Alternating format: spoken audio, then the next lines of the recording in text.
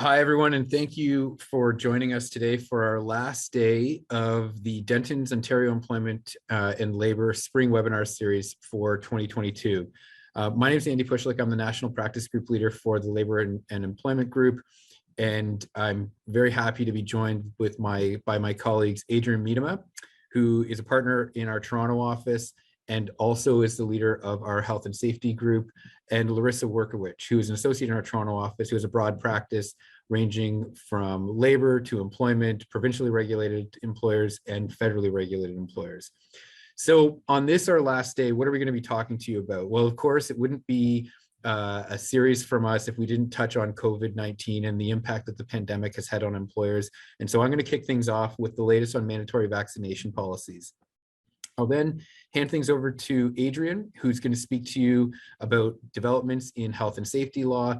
And then we will have Larissa finish off the presentation by talking about the federal workplace harassment laws and what federally regulated employers need to know about that. Now, so that being out of the way, we can now get to the substance of our presentation, beginning with what's going on with mandatory vaccinations. So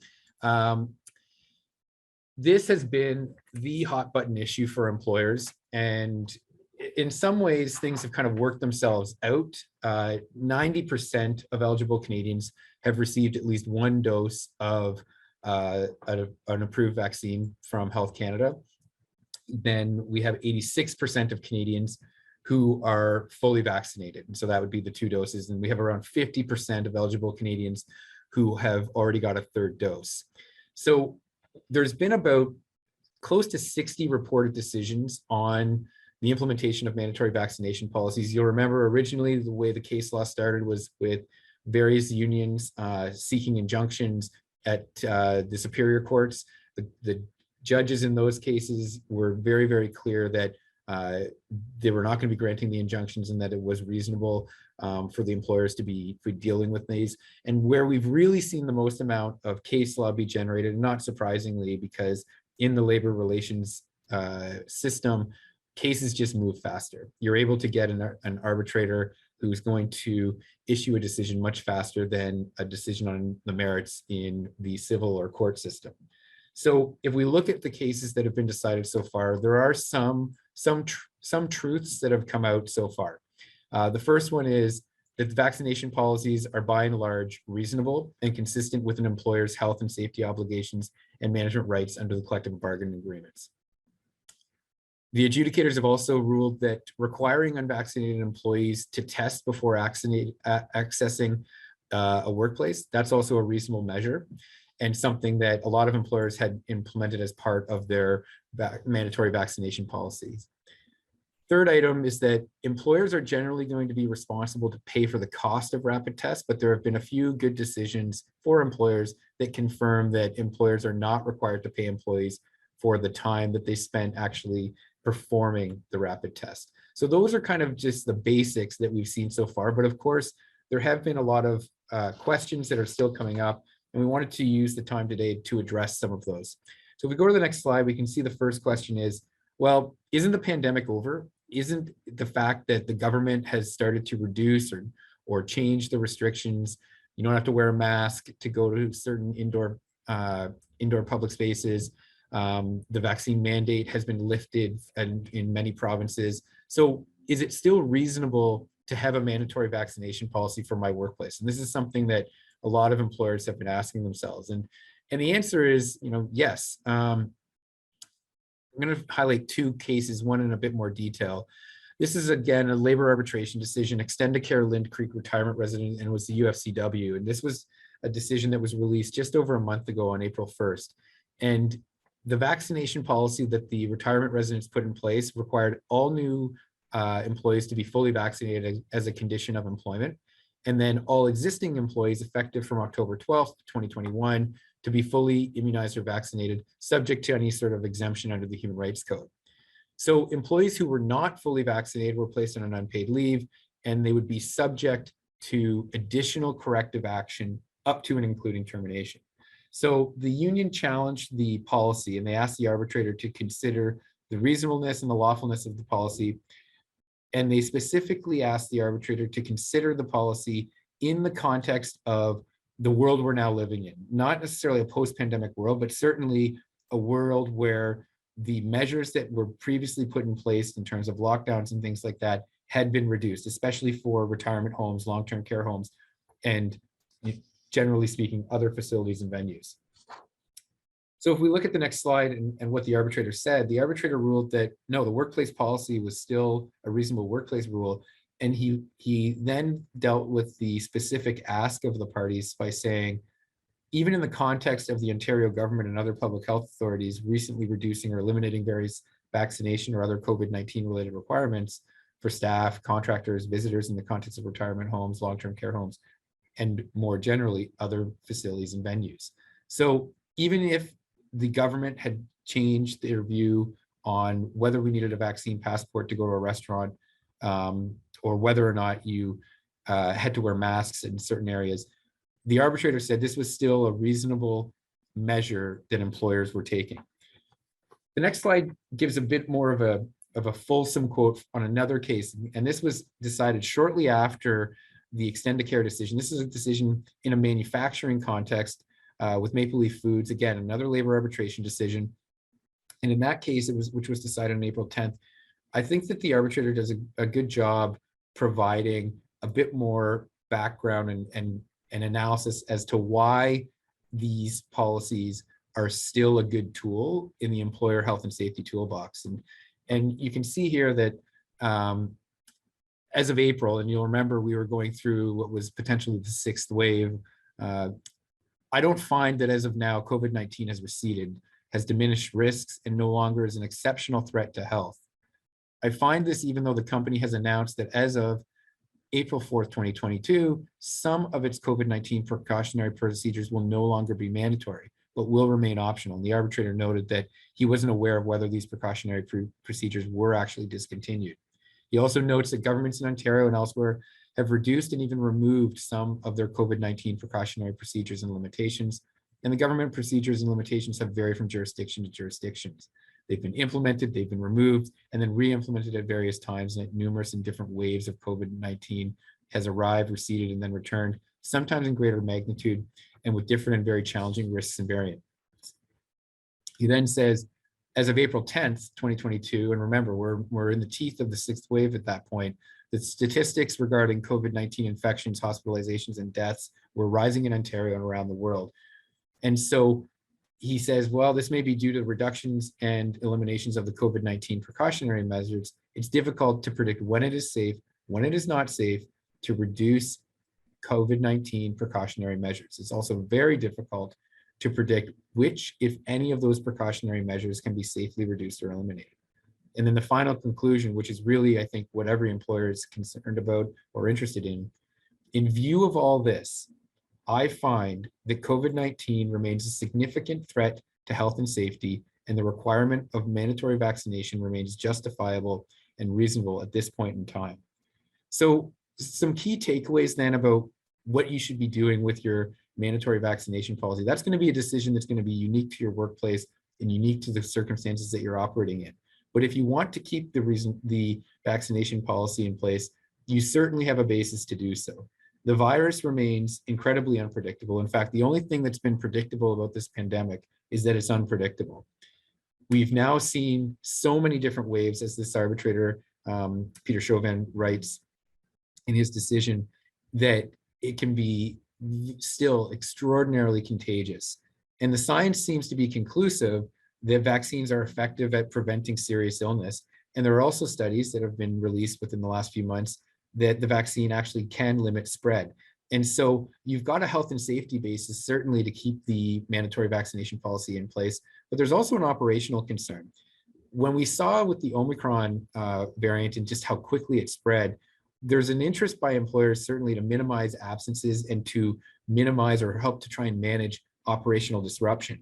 And in a labor market, which is very, very tight, you want to ensure that the people who you do have are able to work. And so there's really two elements here. There's certainly the health and safety, which is always going to remain a paramount concern, but there's also going to be operational concerns that may favor you to continue the mandatory vaccination policy for quite some time. It's going to be interesting to see now that we are hopefully through the 6th wave, how things look in September after summer, and we have kids going back to school, what things are going to look like with the virus at that point.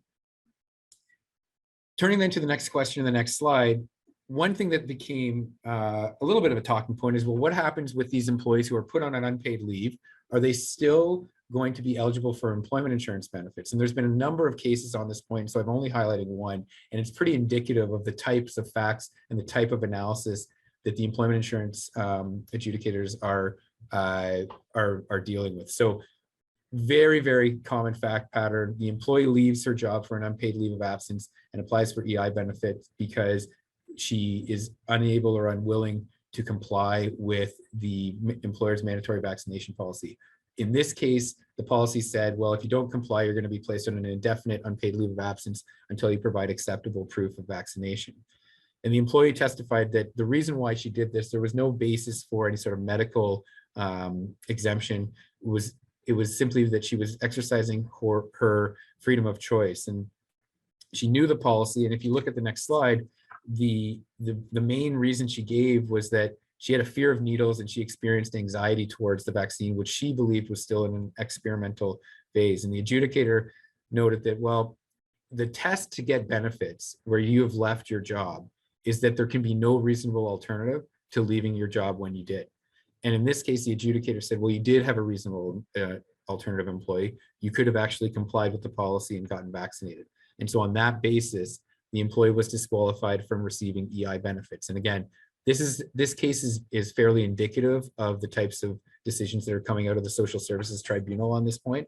And, you know, just something to watch, but I think it's very settled law that if employees are making the decision to take the unpaid leave of absence, they aren't going to be able to get the benefit of employment insurance benefits. The last point I wanted to raise, and really it's the one that still is the question that's still outstanding as we look at the next slide, is will the non-compliance with the mandatory vaccination policy result in just cause termination? And to this point, we do not yet have a decision on the merits of a just cause dismissal. And what you've seen so far is arbitration decisions that have endorsed the policy is reasonable, and you're more recently seeing in at least 2 decisions that putting an employee on an unpaid leave of absence is also appropriate, and that's also something that will withstand judicial challenge, at least in the labor arbitration realm. What we don't have yet, though, is what happens when an employee is actually terminated, their employment is terminated for cause. And the case that I referenced here, the Chartwell Housing REIT, this was a decision that was released in around February, March.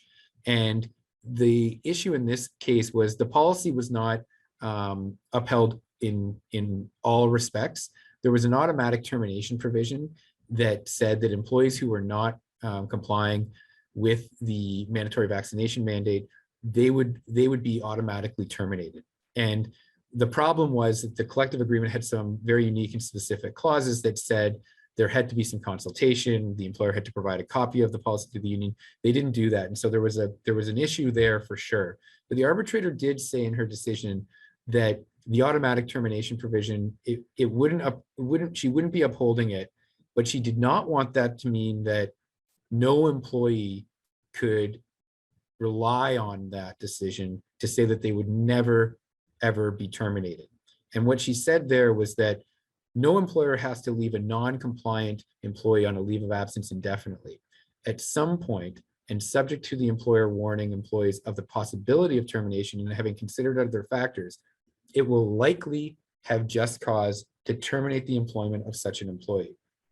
So again, the window is certainly open for just cause terminations. It's going to depend on the circumstances of every case and the circumstances of every employer.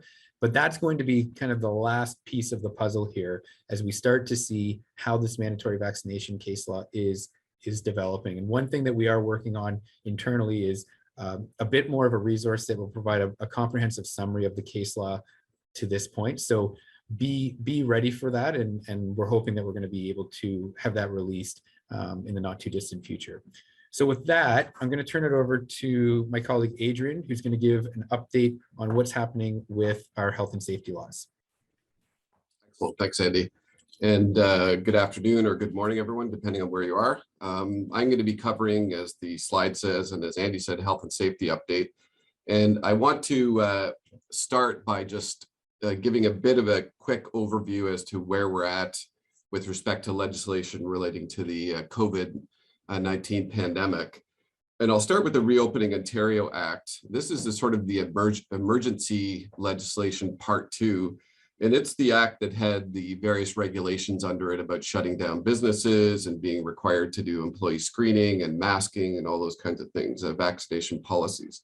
The actual key regulation under that act, the roadmap exit regulation, Regulation 364, was revoked on April 27th, along with, I think, all of the other regulations under the Reopening Ontario Act. And so that means that under the emergency type legislation, there are no longer any screening requirements, there are no longer any masking requirements, no longer any provision that says you have to have a vaccination policy in certain circumstances. So the Reopening Ontario Act, at least at the present time, is off the table. You don't have to comply with any regulations under that act anymore. And obviously that's a good thing for employers, and hopefully that they don't fire up that act again in the future in another wave of the pandemic, but we'll see.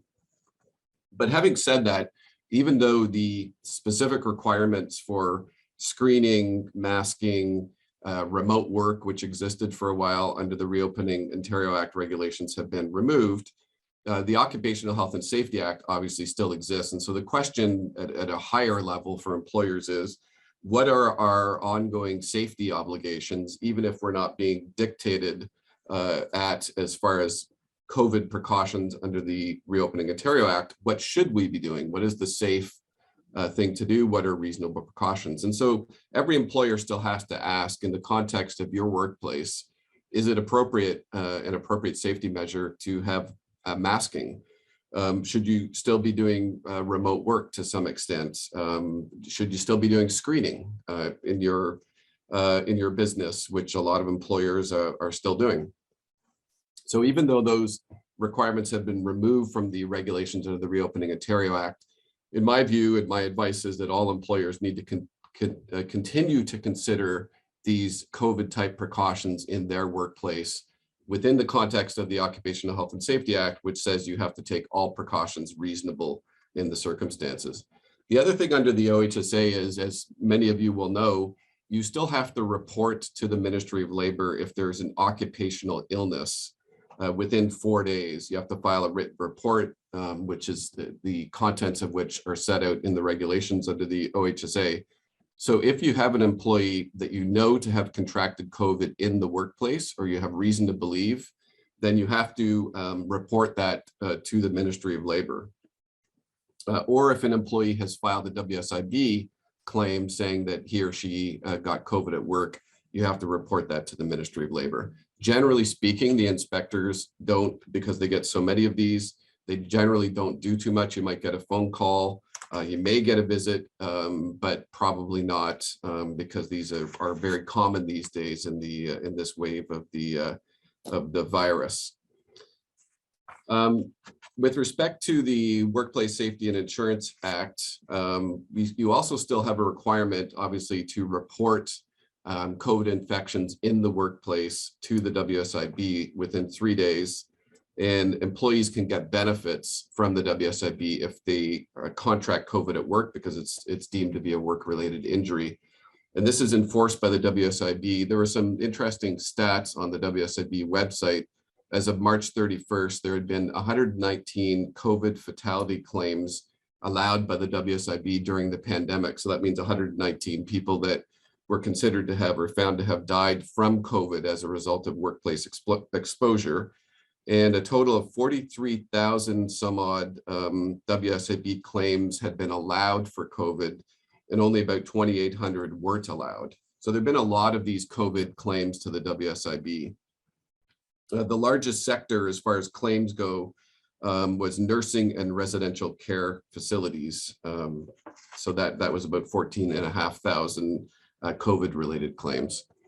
We also still have the Health Protection and Promotion Act, and this is the act that allows public health officers to make orders, what we call Section 22 orders, that apply broadly or even to a single employer. That's still in place, although enforcement there is down a fair bit in the last little while, and a lot of those orders have been revoked. And then also you're going to have to continue to pay attention to municipal bylaws in your area. Some municipalities still have bylaws in place that require, for instance, wearing a mask on public transit, like the subway at Toronto and in other places. So we still do have some municipal bylaws. Just one quick point about a case that some of you may have seen referred to. It's a Quebec case in which an employee who was working from home was found eligible for workers' compensation in Quebec. And what happened in that case is that she fell down the stairs in her own home while making her way to the kitchen for a lunch break. And the tribunal said that the fall in question constituted a sudden and unforeseen event which happened in the course of work, thereby meeting the criteria to qualify for workers' compensation benefits.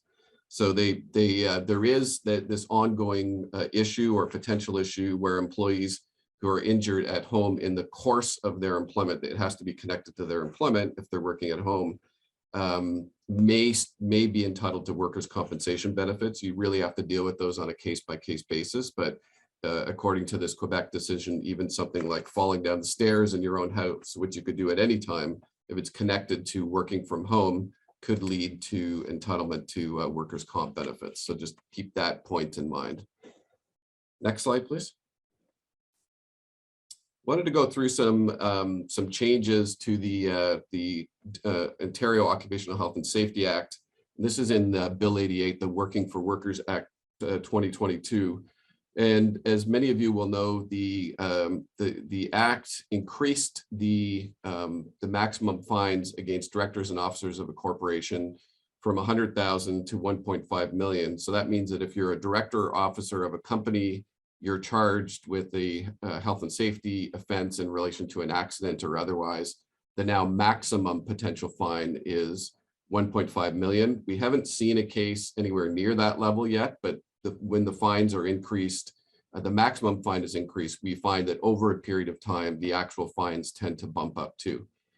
For other individuals like supervisors or workers who aren't directors or officers, the maximum fine is now 500,000 Canadian. And the government introduced a list of aggravating factors to be considered when determining penalty, which usually means fine for violations of the OHSA. Things like, was there a fatality? Was the employer reckless? Did the employer disregard an inspector's order? Do they have any previous convictions under the OHSA? Do they lack remorse? Were they motivated by profit? Is there moral blameworthiness? So that's those factors will now be considered by the courts when they're setting fines for OHSA matters. And then lastly, the government extended the limitation period for starting for laying charges under the OHSA from 1 year to 2 years. So that really pushes out by a significant period the amount of time that the Ministry of Labor has. That's somewhat consistent with other regulatory statutes like environmental statutes. But I think the point there for employers, especially when you have an accident, is you really need to nail down the evidence, witness statements, et cetera, very well right at the time of the accident, because if you get charged 2 years later and you haven't nailed down your and protected your evidence, you could have a very difficult time defending yourself. So those are some recent changes under the changes to the OHSA. Next slide.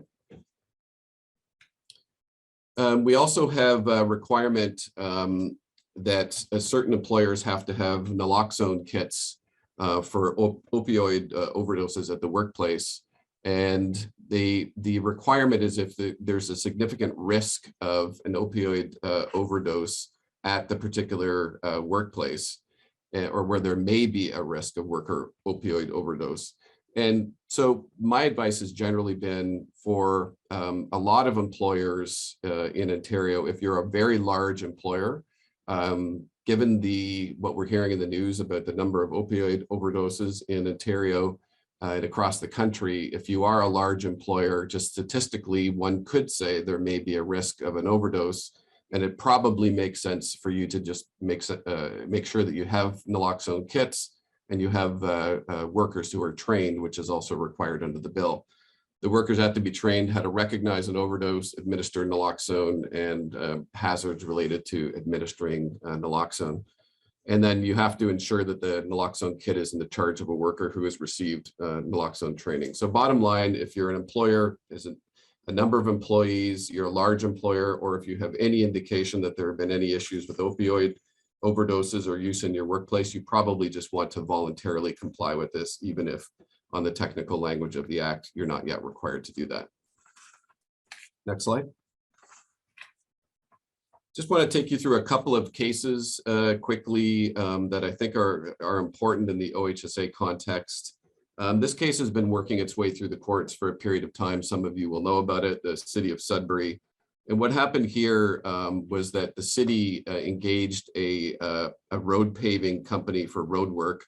And then tragically, a woman died after she was struck by a grader.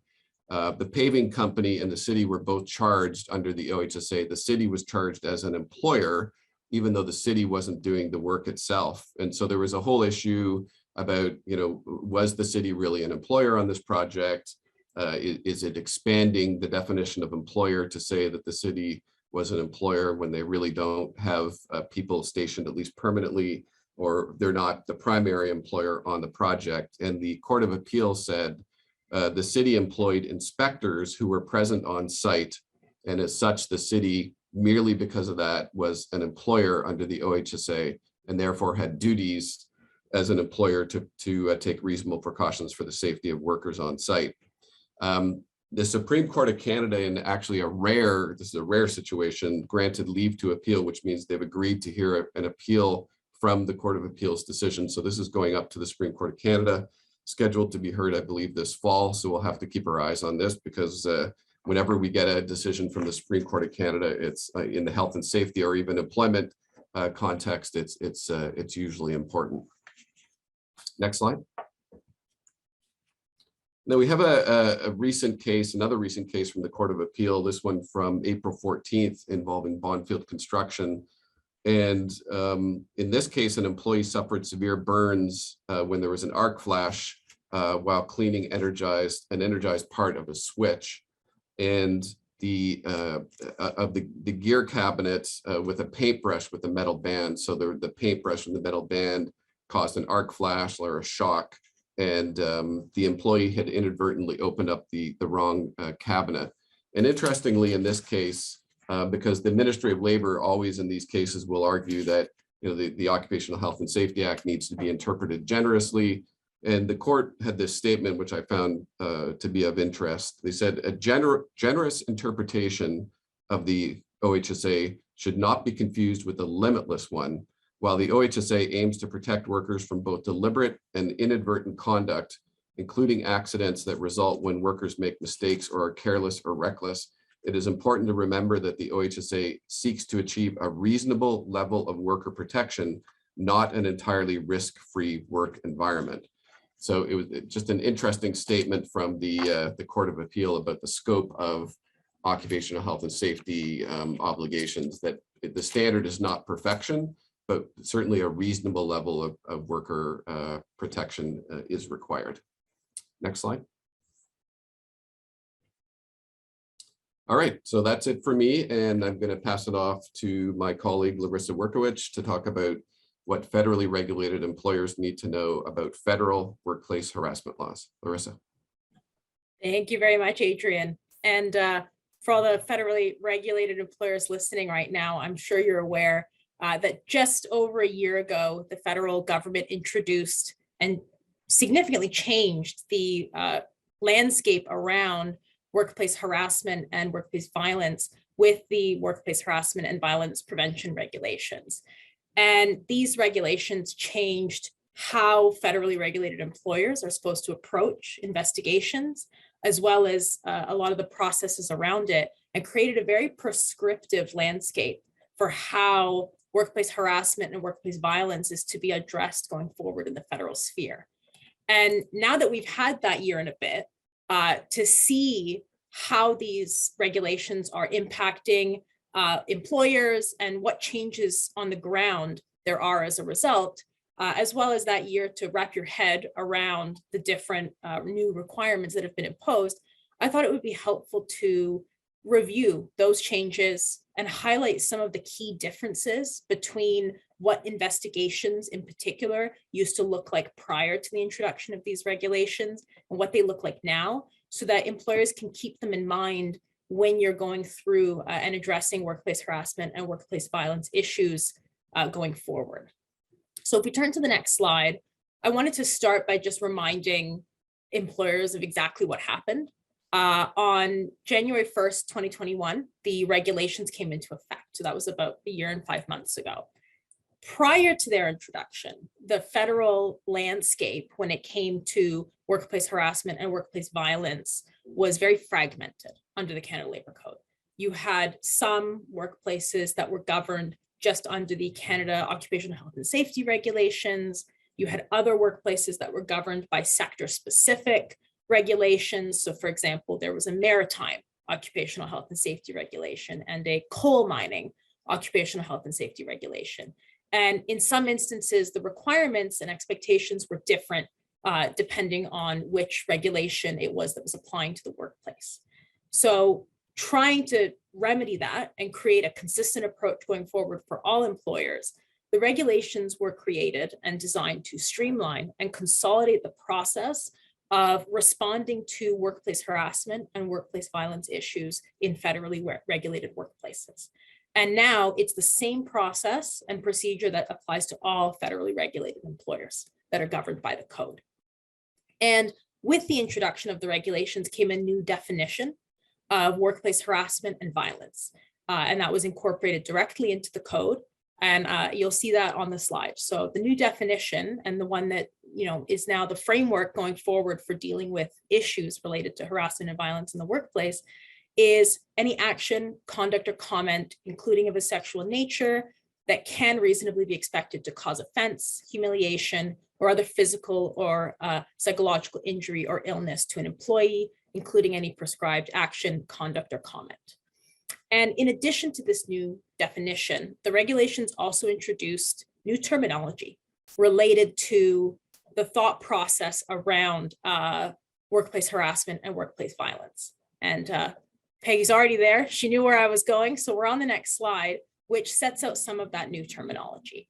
And starting with the concept of an applicable partner, which anyone who is impacted by these new regulations and had to go through and review them when they came in to force last year is probably aware of this term. But applicable partner is defined as the policy committee, or if there's no policy committee, the workplace committee or health and safety representative. Now, some of you might be thinking policy committee and health and safety representative, those were already terms that were contemplated in the code.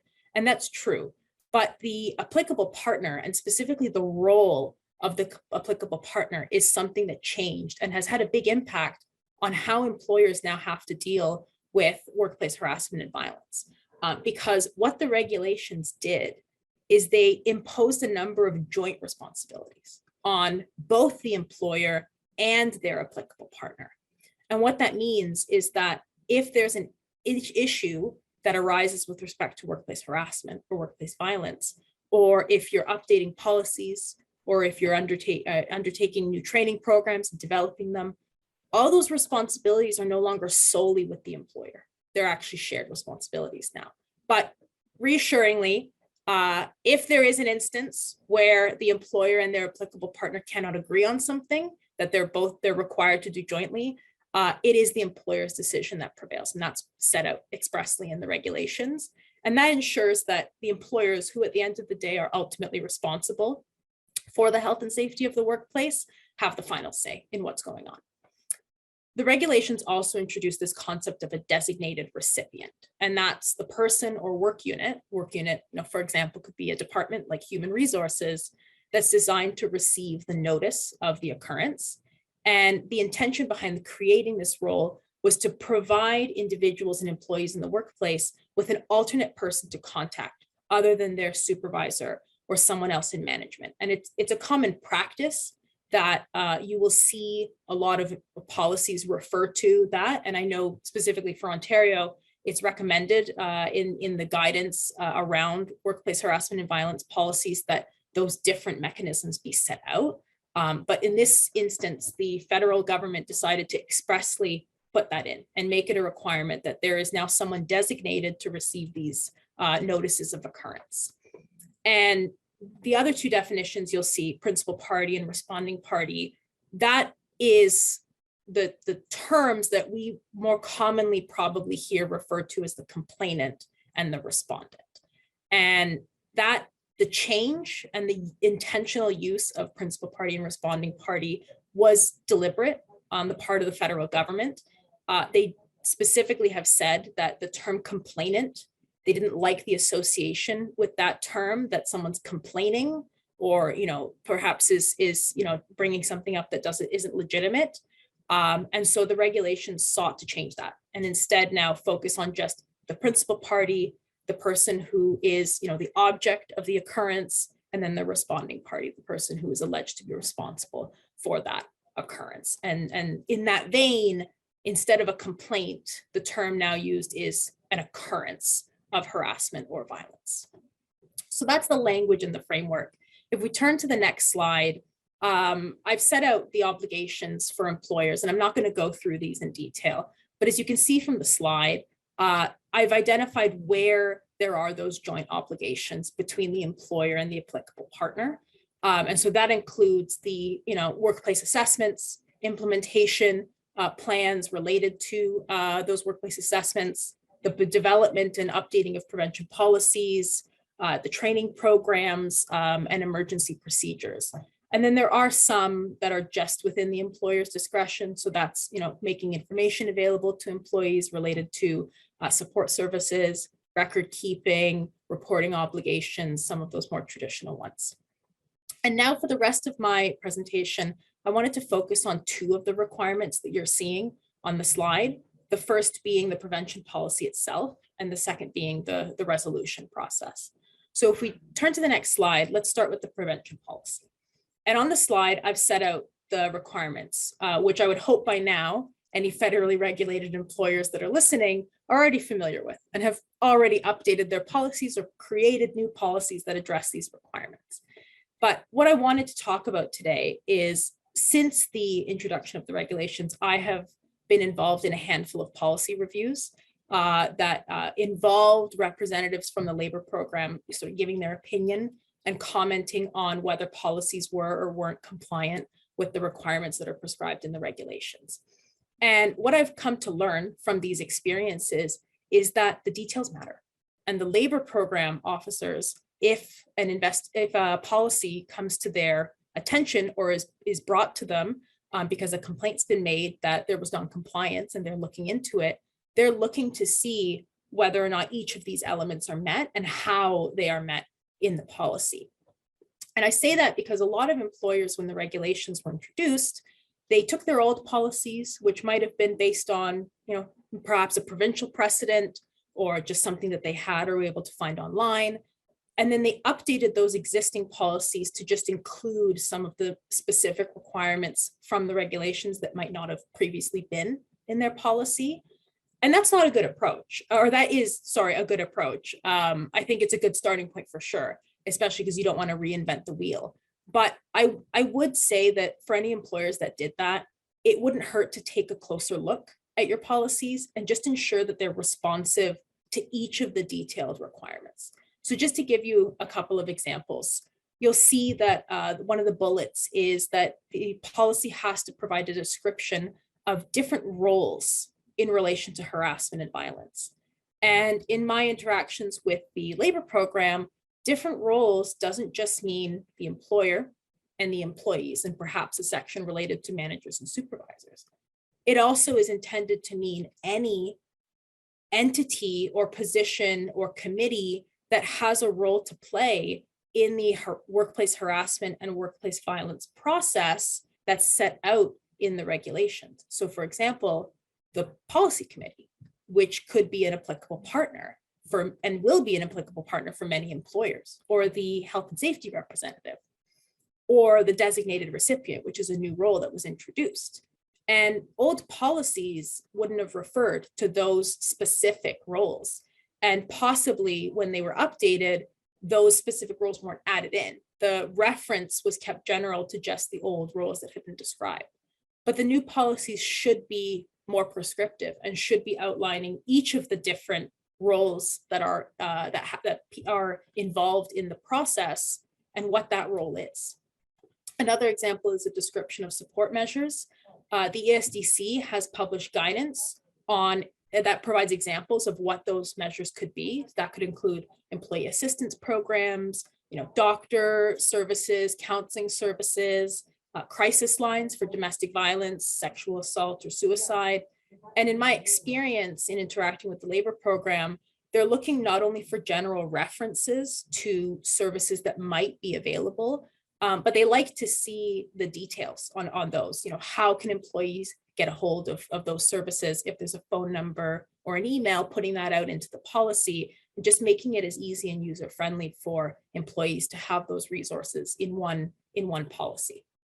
So that's just some examples. And if anyone ever needs any assistance going through and seeing and confirming that you're in compliance with not only the literal word, but some of the pushback that we're seeing, we're always happy to assist with that. But I'll put the policies to the side now, and I want to move over to the next topic, which was resolution process. And again, I'm not going to go into detail about the steps. The steps are prescribed on the slide. But I did want to remind federally regulated employers that the regulations are fairly detailed around not only the order that needs to be taken when it comes to resolving an occurrence of harassment or violence in the workplace, but also the time periods that are involved for doing so. So for example, step 3, which is contact with the principal party, not only does that have to occur, it must occur within 7 days of receipt of the notice of occurrence. And the same timeline of 7 days also applies for contact with witnesses. With respect to the reasonable efforts that need to be undertaken to resolve an occurrence, for example, reviewing the notice of occurrence with the principal party, which you can see later on in the steps, or commencing the negotiated resolution, that has to start no later than 45 days after the day on which the notice of occurrence was received. And the entire resolution process has to be completed within 1 year. Generally, there's a one limited exception, but that's the rule generally that applies. And in that 1 year time period, if we turn to the next slide, the party that receives the notice of occurrence, so that could be either the employer or the designated recipient, has to be providing monthly updates to both the principal party and the responding party on the status of the resolution process. These monthly updates can't be provided by the investigator, assuming that the matter has proceeded to an investigation stage. It is the responsibility of whoever it was that received the notice of occurrence to keep providing those updates. And it's meant to create a system where there's a check at a frequent time period to see how it's progressing and to move the matter forward. The whole scheme is designed at getting these complaint or occurrences resolved as quickly as possible. And so now that I've reviewed those main components of the regulations, if we turn to the next slide, I wanted to take the remaining time of my presentation to talk through some key considerations that federally regulated employers should keep in mind now that you're working through the new landscape and have been doing so for the last year. So first is the use of that language that I was describing and that new terminology that might be a shift and an adjustment from how employers previously used to think about the whole process and the resolution of issues relating to workplace harassment and violence. And another point that came up in certainly discussions I've seen and had with the labor program is that because these words were used intentionally, not only do they want to make sure that was what was the language in the regulations, there's also an interest that that language is used in policies, in discussions with employees, in any written investigation reports that come out of it. And so going back to my point about maybe taking another look at your policies just to see whether they are in compliance and updating the policies, a simple fix is changing any references that you might have to complainant to principal party. and changing references to complaint to occurrence, just to make sure that that language lines up. Because I've seen the labor program tell some clients to do that. And the intention is they want to make sure employees can easily map what it is in the policy and where that fits into the regulations or any guidance that's been published online. And use of different terminology could lead to some confusion. The second point, keep track of those timelines. As I said, there's a lot of timelines. They're very detailed. They're littered throughout the regulations. And the whole point is to keep things moving. And so you want to make sure that you are in compliance with those. One way you could do so is to build references to those timelines directly into your policies. There is already an obligation to summarize the process. You could do it right there.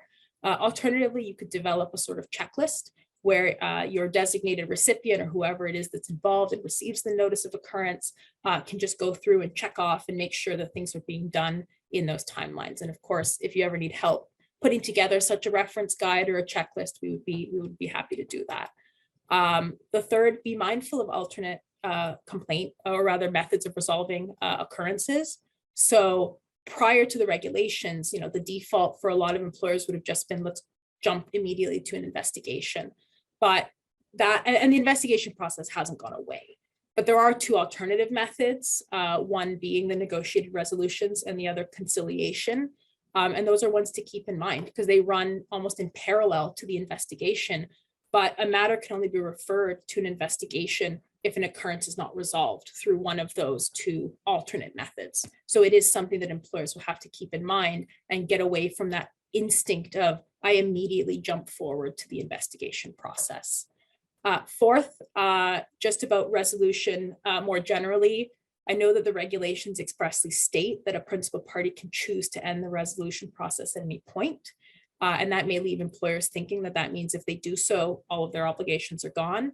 But while employers must respect an employee's choice, if something that's been brought to the employer's attention does constitute or could constitute harassment, violence, or discrimination, if true, the employer does still have a vested interest in making sure that that issue is resolved and continuing that investigation. So in those circumstances, what we've been doing is recommending to clients that they advise the employee that has asked to withdraw it, that they're still going to look into the matter and would prefer to use that person's evidence.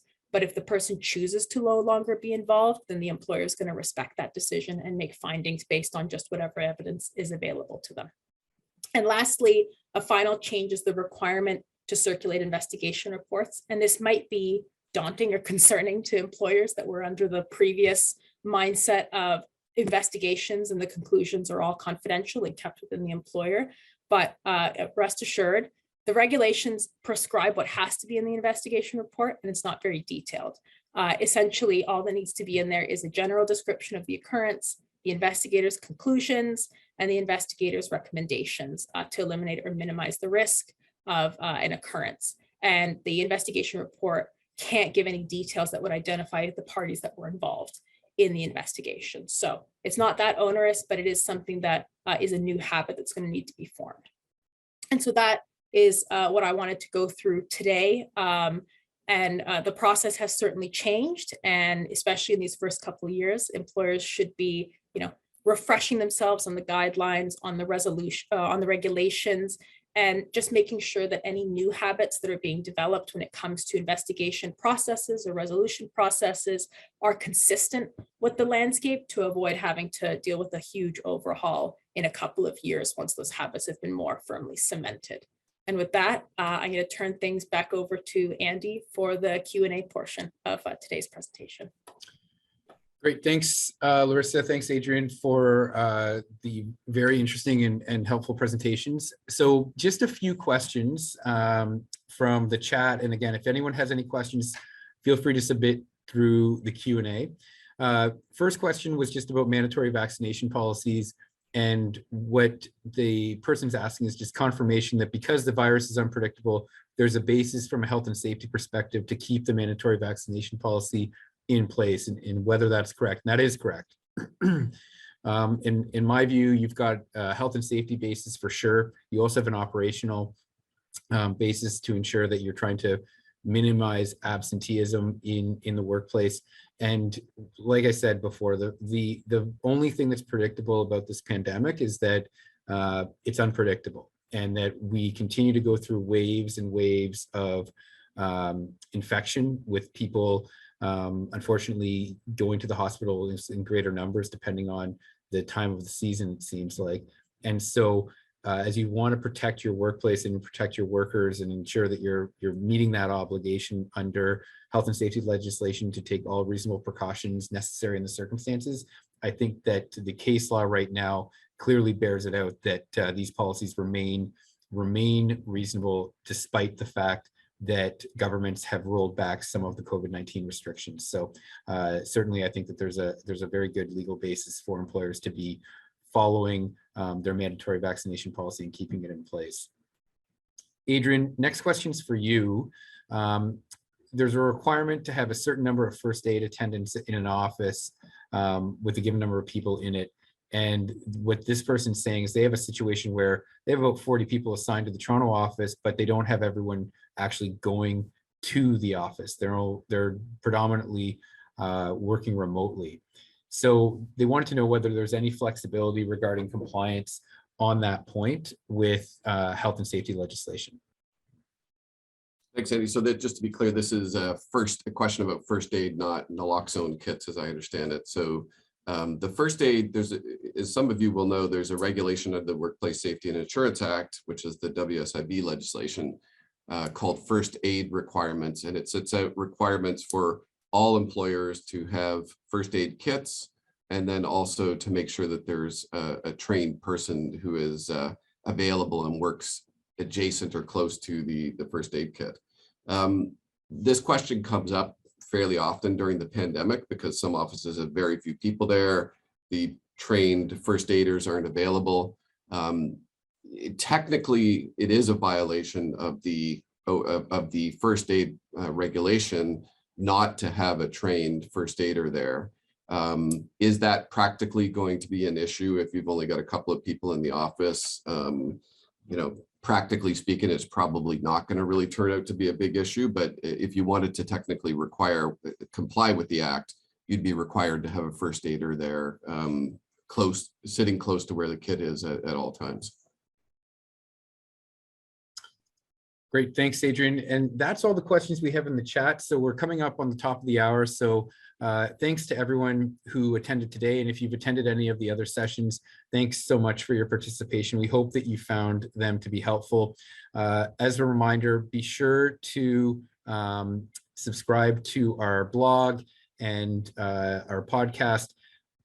I want to remind everyone who is sitting in Ontario for an Ontario-based employer, if you have 25 or more employees, you've got until June 2nd to get that disconnecting from work policy up and implemented. If you need help with that, like I said, we do have the policy and FAQ document available for a fixed fee of $1,000. So be sure to reach out to whatever employment lawyer or any other of our colleagues at Denton's, and they'll make sure that they get that document over to you. Last but not least, we have our monthly national webinar coming up on May 27th at 12 p.m. Eastern. So look out for that invitation. And other than that, we will see you hopefully, like I said, at the next webinar, which is the end of this month. But otherwise, thanks so much for tuning in. We appreciate all of the support of our clients and all of the thoughtful questions that you provide to us and the trust that you give us in allowing us to help you with your legal needs. So enjoy the sunshine wherever you are and have a safe and happy weekend.